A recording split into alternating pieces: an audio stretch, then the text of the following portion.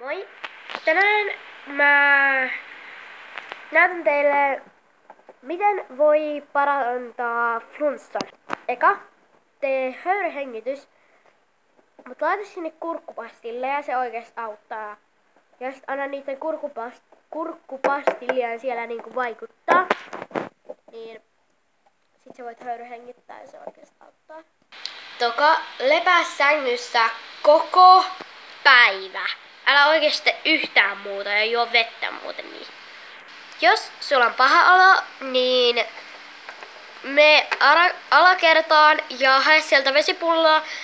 Ja sitten niinku juo tosi paljon vettä, koska se oikeesti auttaa niin paljon flunssaan.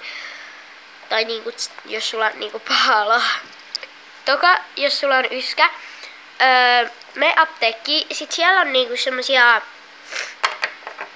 tai niinku se lääkärin neuvoa, jos sä kysyt siltä, tai se apteekin myyjä, niin sitten siellä on semmosia kurkkuhommaa, jotain pastilleja, semmosia, jotka on parempia kuin kaupan, niin sitten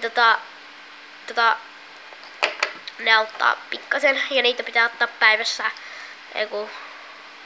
joka tunti. Joo. Toka sä et saa juosta minnekään, tai niin, koska sä voit vaan kävellä, koska muuten siinä tulee ihan hirveä niinku alkaa, no mitä nyt sanois, niinku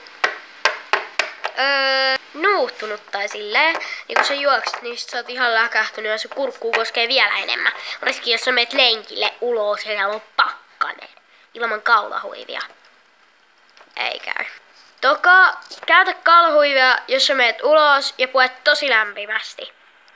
Ulkohousutkin pitää oikeasti olla. Toka, jos sä oot kipeänä, niin sä voit esimerkiksi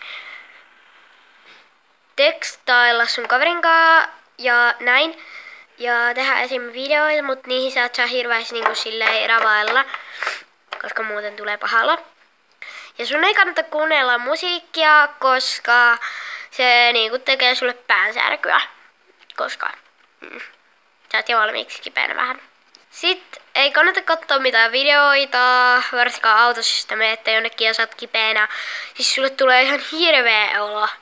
Joo, toivottavasti saatte tästä videosta jotain vinkkejä sun flunssan parantamiseen ja semmosia, mitä ei kannata tehdä flunssassa. Ja mä sanon nyt tästä, että moi moi!